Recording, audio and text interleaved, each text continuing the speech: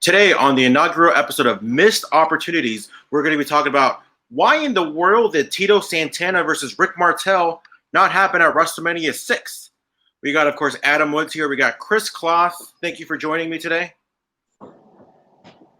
You're welcome. Thank you. Thank you. You're welcome. Cool. That sounds great. Both of them. Oh, wow. Okay. This is going to be awesome, by the way.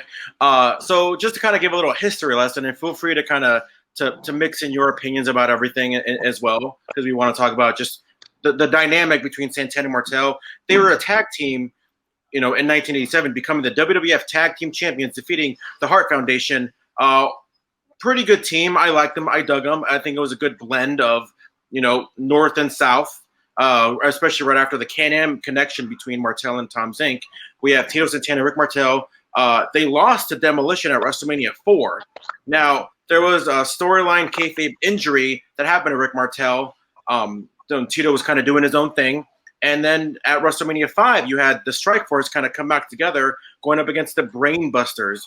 And then at that event, we saw the breakup between Tito Santana and Rick Martel. Kris, I know you're a little bit older than us, but what was your opinion when you saw Santana and Martel break up? Is this something that you wanted to see last a little bit longer? Well, I remember, as a youngster, being caught off guard by it. Like it worked. There was never any reason. I don't remember. Not like a Rockers type thing. Like there was never really a reason for me to think that they would break up. And that was a prominent show, and it was like kind of a big deal. Like it really struck the emotions. Like, wow, I can't believe how horrible. Like when you're a kid and you think about like maybe like your best friend at school, and then you guys have a fight. Like, oh man, it hit. I remember it worked. I think going back to what you said with kind of taking over from Can-Am Connection, which was Tom Zink, of course, leaving, and Tito coming in. I think this was a precursor. A lot of things happened politically. Like, we're talking about, speaking of WrestleMania 4 and 5, they happened at Trump Plaza, and then Jesse Ventura becoming a governor. Like, there were some people don't realize there are so many correlations in wrestling that bleed into politics. And I really believe that NATO became a thing because of the Canadian, American, Mexican. There was a tag team with a Mexican and a Canadian so successful in America that was the precursor to NATO. No, just kidding. So I was, I think that the Strikeforce was, it worked for its time. I mean, to this day, I guilty pleasure that Robbie Dupree song "To Death" in the car. Girls and Cars featured on the Pile Driver album and VHS cassette. Oh, one of the best. And but no, I think Strikeforce was a good team for its time, and I didn't see the breakup coming. But I remember like probably of that '80s era, of that Hogan era, the golden era in the '80s. I mean, I especially for a WWF creation, that was to me the biggest missed opportunity as far as like a tag team payoff for sure. I mean, we had one. The Rockers had their payoff match. Most teams do, and this was one where it was like, not only did they not have the payoff match, but this was completely built up like it was going to happen. There was no other person for the other to feud with. And it was just, looking back on retrospect, it's amazing that didn't happen. At the time, Summerslam '89 came around, and that was actually the first pay-per-view I ever ordered personally. And that was the 6-man tag. So, at the time they were going against each other, and it makes sense. They were going to kind of tease each other in the ring, not yet have that one-on-one payoff. And again, looking back on retrospect, if they had to build this match, that they couldn't quite have it yet because it was such a big deal that they had to do a 6-man on a major pay-per-view to keep building that feud up. It's just astounding to think back that never happened. Another thing too is I've been on kind of a Royal Rumble rampage. I've been kind of watching them from the beginning, and it's amazing how all the way up until I believe it was 1993 when El Matador hits the ring, what happens? These guys are still going at it like, oh, of course Santana's going to go after Martel, or Martel's going to go after Santana. that was pretty much at every single Royal Rumble after they split, all the way to 93, and there was still some heat there. Like, astounding that it never happened, and it was a shame too. Yeah, you know what? I kind of worked my way back, right? Because I remember, when Rick Martel became the model, right? And this is, I didn't know. I was still pretty young at the time. I don't even think I probably elementary. Oh, sorry, guy. No, but I kind of worked my way back, and you're like the Matador and the model were essentially a tag team, and you would hear your Gorilla Monsoon say it like Kloss eloquently pointed out. Obviously, they had teased it in every Royal Rumble, after their breakup, right? And it was just like you couldn't imagine those two characters, those two wrestlers in a tag team, let alone not just a tag team, but they earned a WWF tag team title run. And it was just like the unconceivable. I couldn't believe it. And then as I got older, went back to those Strikeforce, kind of in their prime, and started getting into AWA, that first iteration of not the WWE network, but they had that pay-per-view. If you, pay like $5, whatever, it had the Legends Roundtable and some AWA stuff. And Oh, you mean like even the WWE like on demand or 24/7, whatever it was called? on demand, yeah. Yeah. Yeah, and to even see, Martel, when he beat Jumbo Saruta for the AWA title, it was incredible. And, his work as a babyface was so underrated. And you got to see a little bit, further on when he came back from back injury and won the WCW TV title, in the late 90s. 98. Yeah. That was 1998. Yeah. And just a little fun fact too. I don't know if a lot of people know this, but Strikeforce, that wasn't the first time they were teaming up in the WWF. They actually teamed together in AWA. They actually went on to face the High Flyers, Greg Gagne and Jim Brunzell, for the AWA Tag Team Championship. So it would have been fun to see them win back then as well. But kind of going back to WrestleMania 5, and especially the WWF around 1989, 1990, this was during a time where long-term booking was really a thing. We saw it at WrestleMania 4 with the Mega Powers Hogan and Savage. So we thought that this was going to be no different. Maybe not for the WWF title or even the Intercontinental Championship, but we thought, hey, Tito Santana, Rick Martel, this is going to be perfect for WrestleMania. Even like a SummerSlam, we kind of understand a big payoff. So we saw, like Kris mentioned, we saw the 6-man tag between Rockers and Santana against Rougeaus and Martel, and we get why we didn't see a one-on-one match at a Survivor Series or a Royal Rumble. Obviously, it was different back then when they were strictly with the format. But like, it totally makes sense if they would have had Santana and Martel at WrestleMania 6. Were you guys expecting that match to happen at Mania 6 in Skydome? I remember thinking that for sure. Like, I thought that we haven't seen it yet. And don't forget, like, talking about when they would confront each other at every Royal Rumble. Of course, Royal Rumble 90, which to me was a stacked.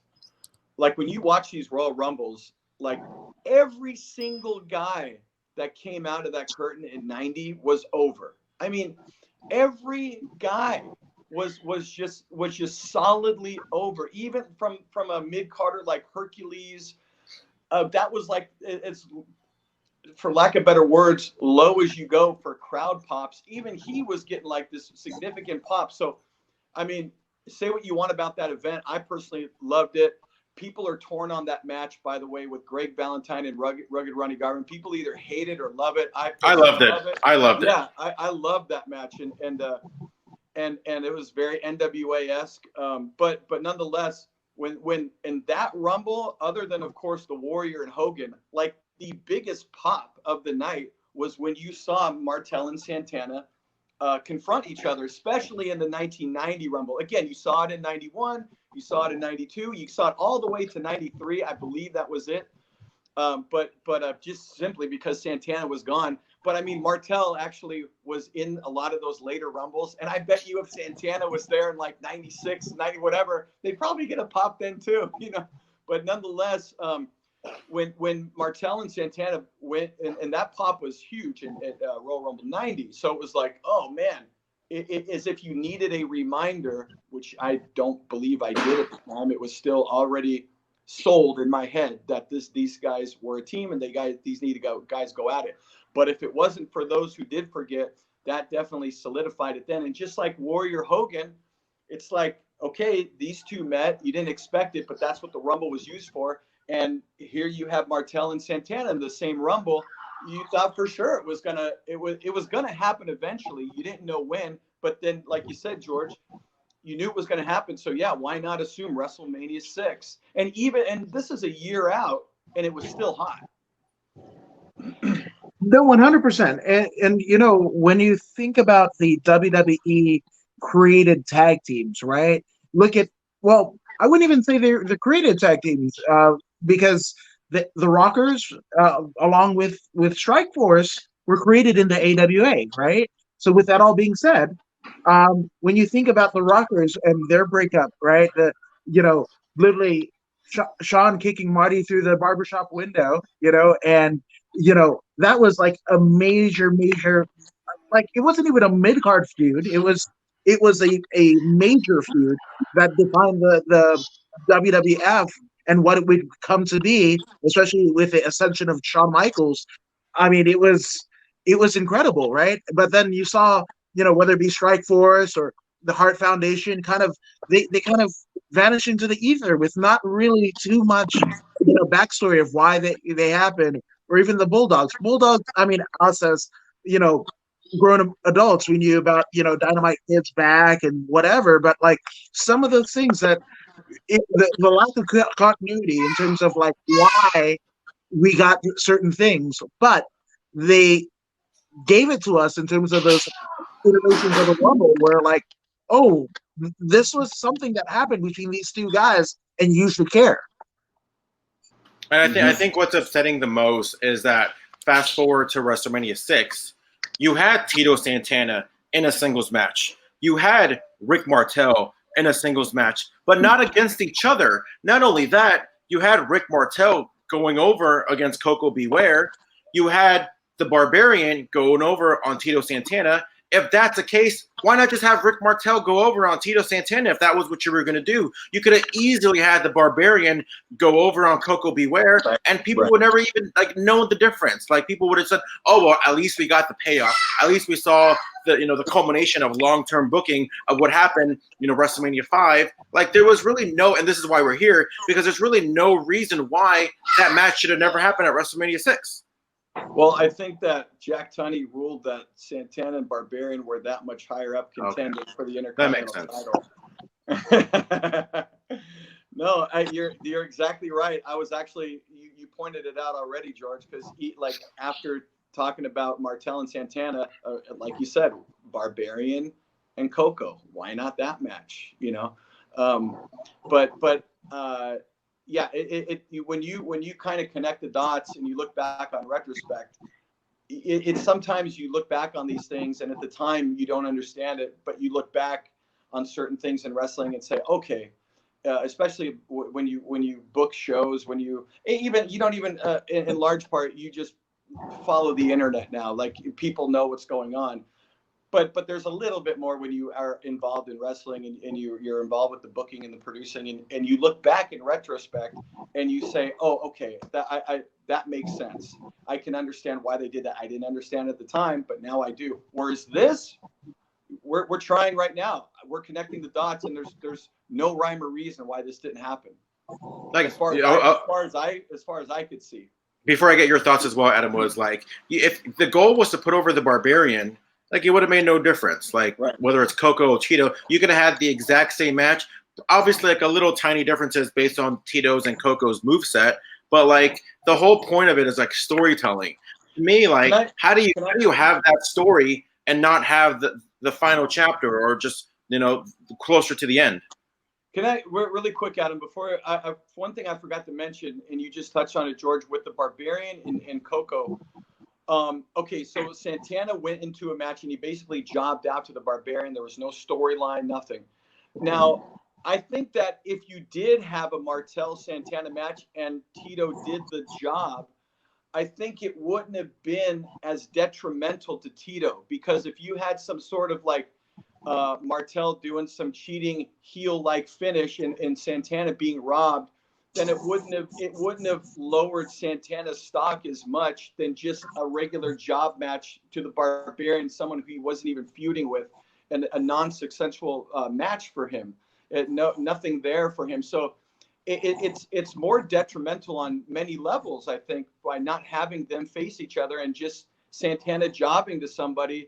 It really kind of like the beginning of lowering his stock in the WWF, to be a mid-card / glorified jobber.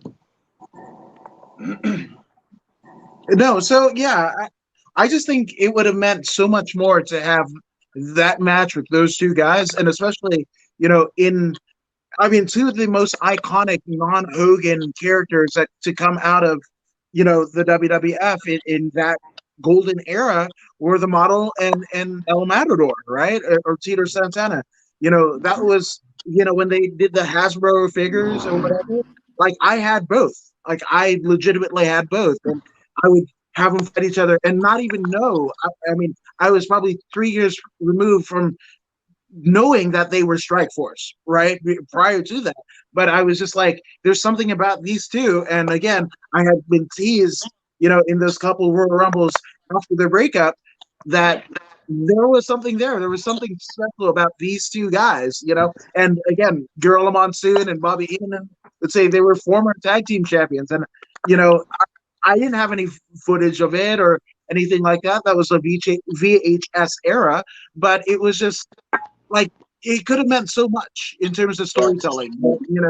I don't know what I guess the inner workings of that. And like I said, I think Barbarian to go over Beware, that would have made Coco, right? I mean, that would have made Barbarian.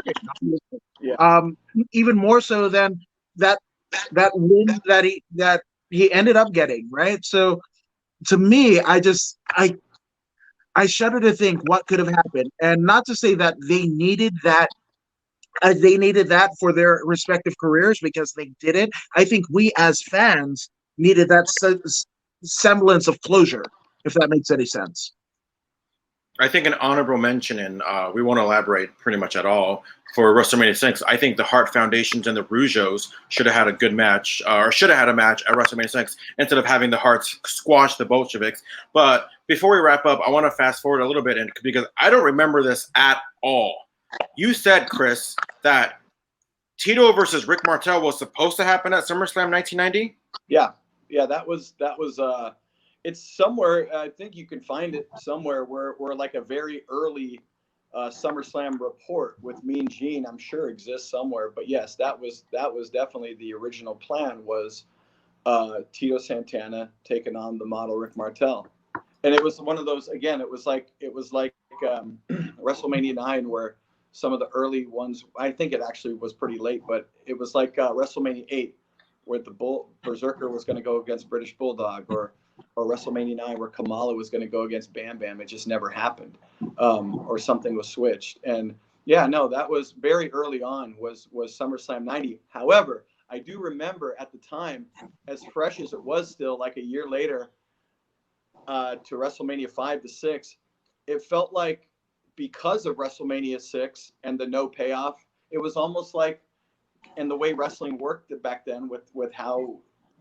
able we were to believe storylines and all this, and the way it was presented, that as a fan, you kind of forgot about the Strikeforce thing. And I remember when they announced that for SummerSlam 90, it was like, half of me was like, oh, finally. And then the other half was like, oh yeah, that's right. I kind of forgot, because, and it was a testament to the production of wrestling at that time. It was you were diverted by other storyline, and your suspension of disbelief, of course, was way more heightened back then, and so yeah, I just remember this kind of sidewising between like, oh, finally, and oh yeah, that's right, these two were a team, they have to fight. But no, yeah, that never happened. And that one, unlike WrestleMania 6, Santana was there, but Martel, I believe something happened. He got sick, or there was a family issue, and he was not on the card. But nonetheless, yeah. And then here goes Santana again, as the other half of the Powers of Pain jobbed him out, right? So I just want to read. Oh, go ahead, Adam. No, I say it's funny how that works out, but again, we don't know the inner workings, and to speak about your honorable mention, George, right? The Rougeaus and the Heart Foundation. That should have happened, right? I mean, you had the French Canadians, right, in the Montreal promotion against the Hearts of Calgary, right? That was a nice little Canadian feud or Right. whatever. And I don't know. And to have it at Toronto in front of 67,000 people. Yes, absolutely. And that I wouldn't crowd. I wouldn't be surprised if it was 68,000 people there. Right. So I don't know where that falls in the timeline of obviously the Jacques Rougeau or Ray Rougeau, Dynamite Kid punching with the nickels. Oh yeah, that was years after. That was I want to say 1988. I want to say it was after Survivor Series '88. I think. Okay, so it was right at the end for the Bulldogs. But you know what? In Brett's book, he kind of talked about like there's a Jacques Rougeau is. I mean, there's a reason why Raymond is a French Canadian commentator there and not Jacques, right? And Jacques obviously went in to become the Mountie and Intercontinental Championship. And one of the funnest, I mean, the one that I really wanted to see at can't remember what pay-per-view, but him versus Bossman in the Petty Wagon match and whatever. Oh, 91, SummerSlam 91. Yeah, absolutely. I don't know what it is about Jacques, but I mean, also when you hear Jacques speak about anything or whatever, he's a legend in his own mind. Not to say any of the things that he has done in his career aren't legendary, but he is his own worst enemy. So I don't know if that prevented the Heart Foundation versus the Rougeaus, but you got to think. Yeah, maybe Jacques didn't exactly have the best reputation, and just to kind of go on not having the best reputation, ask Kevin Owens, who was trained by Jacques Rougeau, hates Jacques. Also, Jacques Rougeau has a son.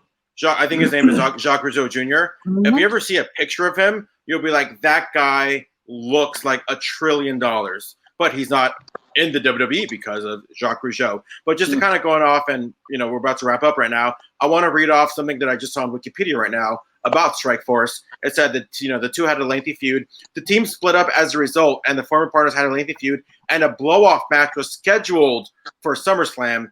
Martel was injured prior to SummerSlam match, so the WWF created a storyline that he was unable to compete because he was participating in a modeling competition in Paris. Therefore, he was replaced by the Warlord. But again, I believe shortly after that on Primetime Wrestling or whatever, extensive updates on how that modeling fashion show went was brought to us by Lord Alfred Hayes, who was in Europe at the time. And we say this to have fun because obviously it's 30 years later. The WWE's doing perfectly fine. I'm sure Tito Santana and Rick Martel don't wake up in the middle of the night saying, "Oh man, I wish I had that payoff match with the other guy." So again, we're having fun. I want to know what everybody watching here thinks. I will say I did do a show with Tito Santana, and that was brought up. And no, I don't think he was losing sleep, but there was a little I don't know why that never happened. I don't know yet. There was like money to be made there and all that, but kind of it is what it is. So yeah, not losing any sleep, but he was still had his opinion on it for sure.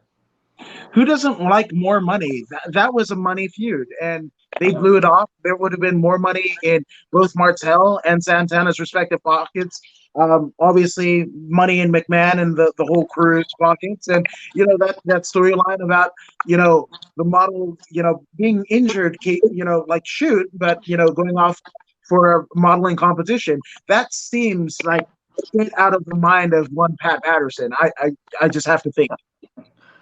Yeah. I want to. Yeah. By the way, Santana, one of the nicest guys. I mean, he's got that reputation, but I can tell you personally, just what a great guy. Not no ego, just humble guy, really. I want to thank you guys for joining me. I want to get a chance for you guys to put yourselves over. I know, Kris, you do a fantastic interview with Extreme Memories. You just interviewed Kevin Kleinrock about a week ago. I know you got a couple interviews already lined up for the month of August that we'll revere in the next couple of days. But if you want to go ahead and put yourself over. Oh, okay. Well, yeah, check out, like, comment, and definitely subscribe to the Wrestling Chatter. Thanks for everybody that tuned in to episode 1 of Extreme Memories, and we have one slated for the 15th of August, and then the 30th of August, the 15th and 30th of every month. And so we have a couple guests, but I don't think the Wrestling Chatter channel is announcing who those guests are as of yet. Am I correct, George Hermosa? You are 100% correct. Okay, the next one will come out. Yeah. We have a couple guests coming up, and they're going to be pretty awesome, pretty mind blowing, and so just keep checking out the Wrestling Chatter channel. And Extreme Memories will be premiering every 15th and every 30th of every month. So check us out coming up here not too long, in a few days, on August 15th for the next episode 2 of Extreme Memories. Yes, and I'm According to Woods. I've got a podcast. Literally every social media is Adam According to Woods, or on Twitter it's Adam K Woods. Got a bunch of stuff coming for you, literally on a daily basis. But I also implore you guys to definitely like, share, and subscribe. One of the hottest wrestling oriented podcasts there are, and that is the Wrestling Chatter right here. So like, share, and subscribe, folks. Hey, it's Christy Olson. If you like this video as much as I did, give it a thumbs up and share it with your friends so they can join in the Wrestling Chatter too. And don't forget to subscribe on YouTube and follow the show on Twitter at TW Chatter. See you next time.